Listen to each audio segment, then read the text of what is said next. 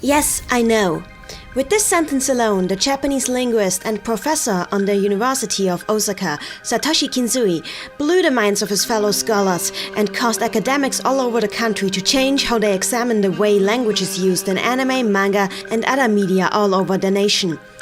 Let me tell you about how Japanese entertainment media express character archetypes through dialogue writing choices. Let me tell you about Yakuvarigo.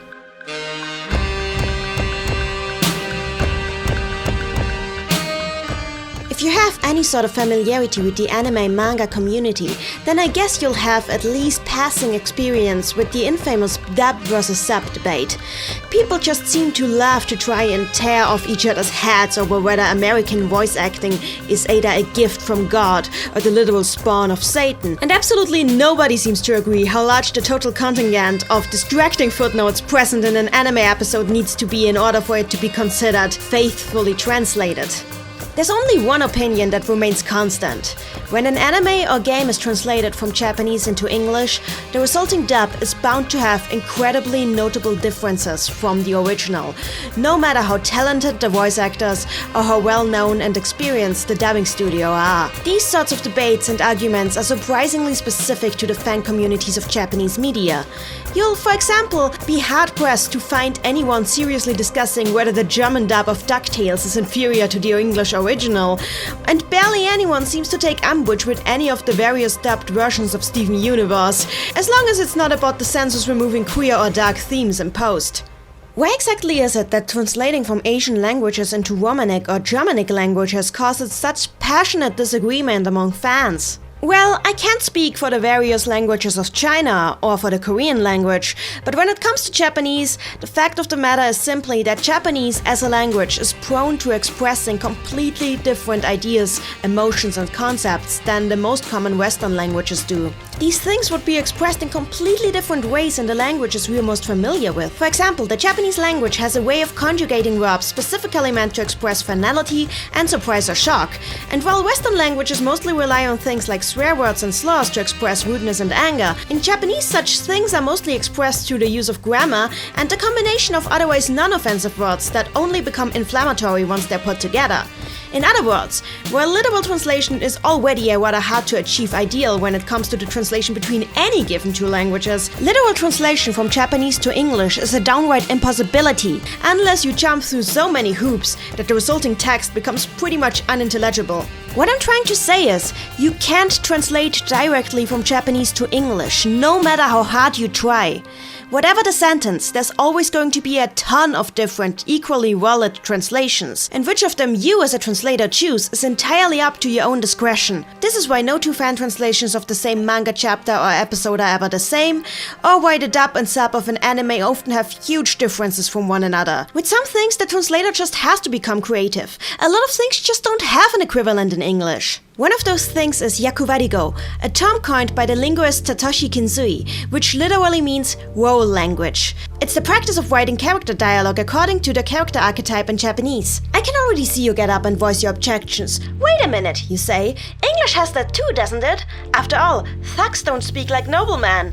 A rich snob talks differently from a southern country bumpkin. And a valley girl won't talk like a football jock.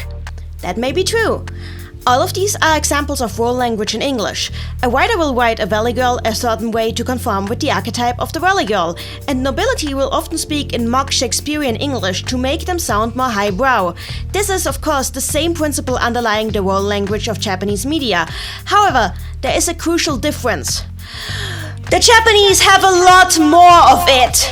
Oh, what's that you say? Your character is a boisterous guy who loves to fight? Don't worry, there's a role language for that.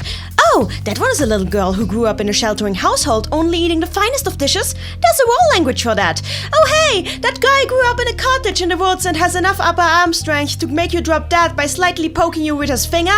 We've got role language for it. That character happens to have breasts but is otherwise a normal person? Role language. That person grew up in a rich household? Role language. Oh, this one's an alien. Role language, role language, role language.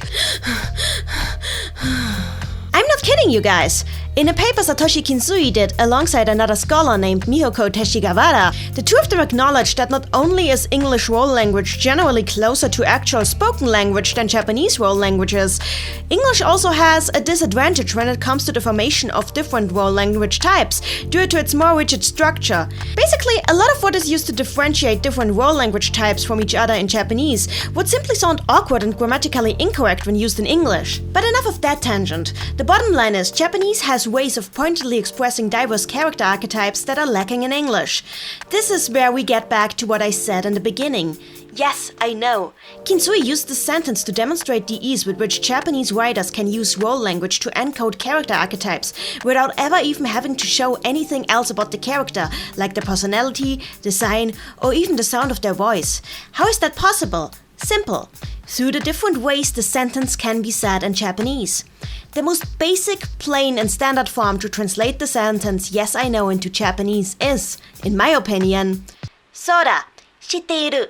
However, almost no fictional Japanese character will ever use the sentence exactly like that. Instead, they'll probably say something a little closer to any of the following. そうよ、私が知っているわ。そうじゃ、わしが知っておる。そうや、うちが知っとるで。そうじゃ、拙者が損しておる。そうですわよ。私が損しておりますわ。そうあるよ。私が知ってるあるよ。そうだよ。僕知っているのさ。んだ、俺知ってるだ。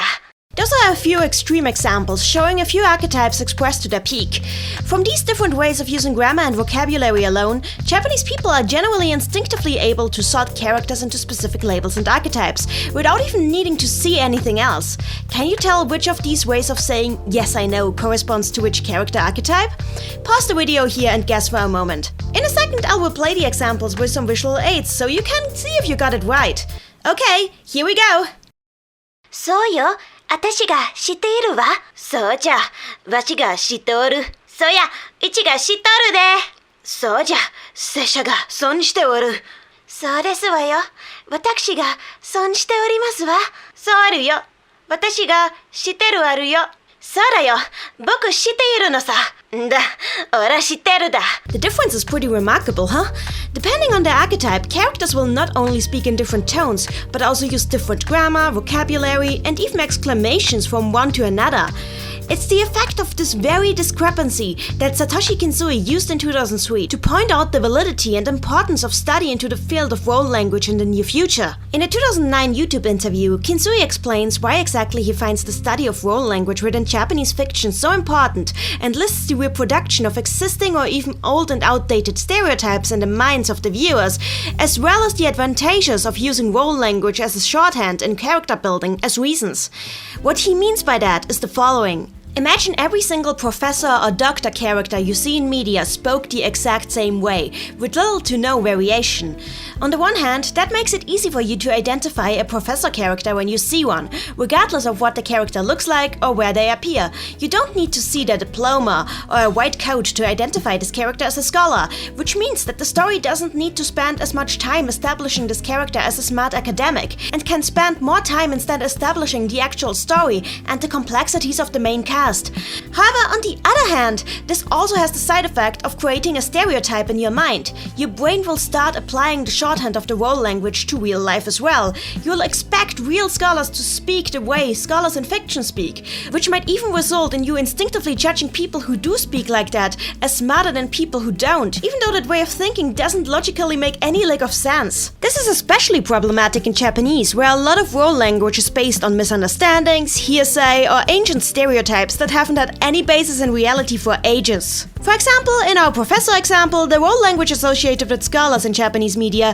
is a holdover from the Edo period, which, if I may inform you, has been over for 150 years, when a lot of the intellectual elite of Kyoto moved from there to the new capital of Edo, for political reasons, causing a trend of academics speaking in a dialect more native to the Kansai region of the time than what the general public in Edo spoke.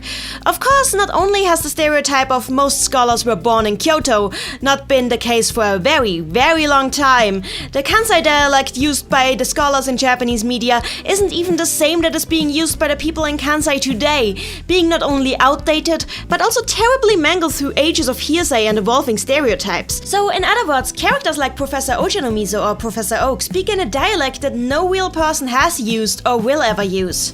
And yet, to native Japanese people watching TV or reading books or comics, it sounds completely fine, because they're used to it. And that's the only reason. Because of how unrealistic a lot of these types of role language are, certain people like to argue that using anime, manga, and video games as a way of learning Japanese is a waste of time, or even detrimental to acquiring actual language skills. However, a study by Chen Yi Han and Wong Yang Ling from 2017 shows that this is not actually the case, as when made aware of role language and its implications, people learning Japanese as a second language are actually much more likely to pick up on and separate unrealistic role language from realistic uses of Japanese in the media.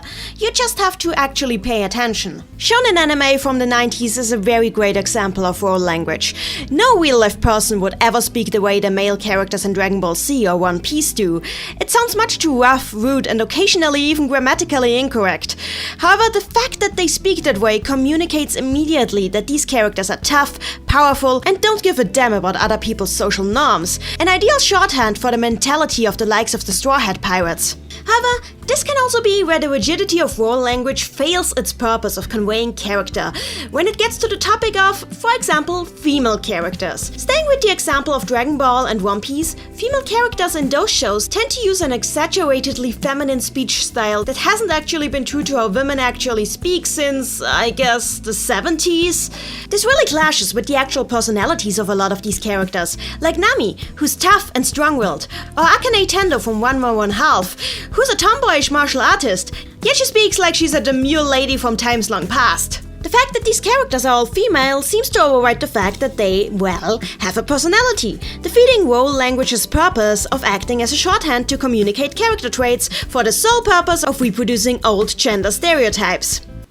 And then the year 2000 happened. Here's another fact Satoshi Kinsui brought up in his interview. Role language, like all forms of language, isn't static. It tends to be behind the times, yes, but it still changes with time. A good example is how the usage of first-person deictic classifiers and male characters has changed over time. From using Boku for heroes, to using Ore for heroes, to having a healthy mix of Boku, Ore, and even Watashi in hero characters, depending on character personality. Role language has changed and refined to communicate more subtleties in characters, rather than only painting with the broadest of strokes. However, no change in role language I've seen has been as abrupt as the change in usage of role language in female characters between 1990 and 2010. For a presentation in class, I did some minor testing and research on anime from all over those 20 years, and the results were really almost stunning. It started subtly, with some occasional things like Usagi Tsukino from Sailor Moon dabbling into masculine role language when she's angry, or a tendency for smart girl characters to not use any role language at all and speak in perfect standard Japanese instead. But around the year 2000, something just shifts. Suddenly, female characters stop using overly exaggerated feminine forms and expressions like Vayo and Kashira, which were overly abundant before that. And some tomboyish or even just strong-willed female characters even start using the same ruder and more blunt forms as male characters. Chiesa Tanaka from Persona 4 and Miki Sayaka and Kyoko Sakura from Madoka Magica are great examples of that. What's more, the overly feminine role language that previously defined almost all female characters becomes relegated to being used for only specific female characters, like those who are incredibly proud of their own femininity, like Yoko Litna from Gurren Lagann, or characters who love to pronounce their own sexuality, like Anonymous from Lost Storage Recross. This gives actual meaning to feminine role language, returning to it the purpose of acting like a shorthand for communicating character archetype, while also diversifying the expression of female characters. Suddenly, it's okay to have female characters who use rude forms when they are angry and swear like sailors, and suddenly it's not odd to have female characters who refer to themselves as Boku, something that a lot of women in real-life Japan already do anyway. Since this shift in the use of role language in Japan to some extent coincides with some actual feminist motions and developments in Japanese society, it can be said that role language not only informs stereotypes, it also evolves with society. So why is this all so important to understanding the difficulty in translating Japanese dialogue? It's important because world language communicates things about characters and assigns archetypes to them that you can never capture in a pure, literal translation, no matter how hard you try. Kanji in Persona 4 stands out in the game because for the majority of the game, he uses rude vocabulary and grammatical forms associated with the character archetypes thug or even yakuza, while occasionally, when being sincere or calm, suddenly slipping into grammatical forms and vocabulary closer to the role language used by Boku-using male characters, such as Astro Boy or Alphonse Elric. This communicates that somewhere under that gruff exterior, Kanji is just a normal, even cute and somewhat shy boy who only started talking in thug speech to protect himself from others, a connotation that, to some extent, is lost in English, where the difference between his gruff speech and his usage of politer or held-back speech is a lot less pronounced. Similarly, Morgana in Persona 5 originally uses role language that is usually reserved for the gangster or mob boss archetype, giving this character a connotation that is entirely lost in English, namely that he's a freaking tryhard who thinks of himself as a hyper-macho gangster boss. The other way around, translating English media into Japanese can lead to a lot of oddities involving role language as well. For example, in Steven Universe, where defining character traits are often only revealed several episodes after a character's introduction, this can lead to a character being assigned role language that doesn't really suit them in translation. The super gruff and rude Amethyst, for example, ended up using the first-person deity classifier Atai in Japanese, which does communicate immaturity, but is usually reserved for cute, little girl characters. Something that definitely doesn't apply to Amethyst by the time you see her go out wrestling.